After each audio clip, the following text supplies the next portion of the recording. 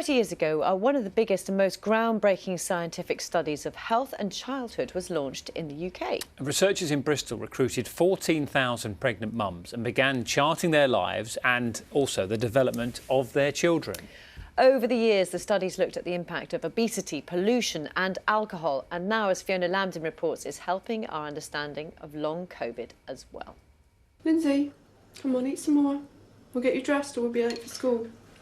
We first met and filmed with Michelle and her young family 3 decades ago. You don't remember that kitchen, do you? I do, yeah, I do. Yeah.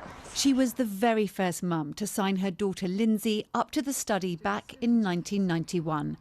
I didn't really hesitate. I'd always been interested in health, and I had an older daughter, so I was keen to make sure that the girls, were brought up eating well and being in the right kind of environment. I suppose I do worry about what she eats, probably more than anything.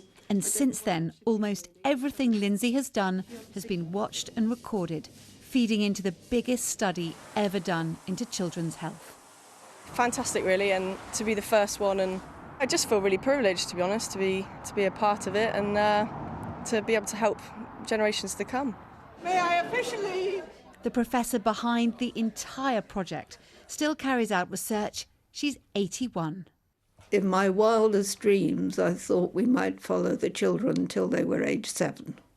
The amount of information we've got is world-beating. Nobody's got anything like it. And as a result, all sorts of different scientists can answer questions that can't be answered in any other way. We now know eating oily fish is beneficial during pregnancy. There's a link between peanut allergies and skin lotion. And putting babies to sleep on their backs reduces cot death. Over the years, everything's been meticulously studied and stored.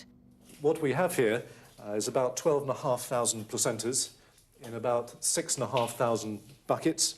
We've used 30 years ago, thousands of placentas were kept in buckets. Now they're in freezers. And this is where they store most of the 1.5 million samples. These freezers are kept at -80 degrees. They've got hair, they've got milk teeth, and even nail clippings. It started with 14,000 pregnant women. 30 years on, their children's children are still being followed. Like the Cornish family, 3 generations. Linda, Laura, Alice and Evelyn. We first met Linda and her daughter Laura in the clinic a decade ago. My placenta from when I was born and now the placentas from when the girls were born are all being stored somewhere, and all the sort of bloods and genetic information they've got over the years. It is amazing to think that all that genetic information, all that history of our family is on record somewhere. And it'll be there forever. Yeah, absolutely. We've just left a mark on scientific research forever, really, haven't we? It's amazing.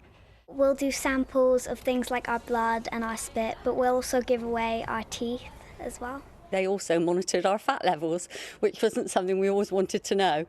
But it was very good, and it meant you went away knowing that you had strong bones and that maybe you needed to lose a little bit of weight. So it was interesting. It makes us feel like we're part of something so special. Oh, nearly. Oh, miles away. And now this study is helping understand the current global pandemic.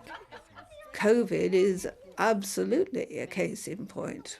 The information we have on these families is such that we can now, by carrying on collecting information, assess just what difference being involved in the pandemic has made.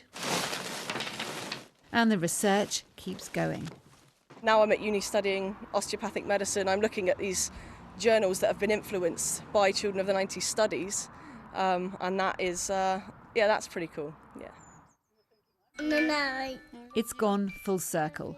Lindsay, the study's very first baby, is now benefiting from the bank of life she spent her childhood contributing to.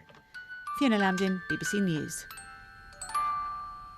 I mean, that's just a really sort of, it really shows you, doesn't it, how beneficial long-term study can be for all of us. All that information, the amount of stuff that has been learned and gleaned from that has been incredible, isn't it?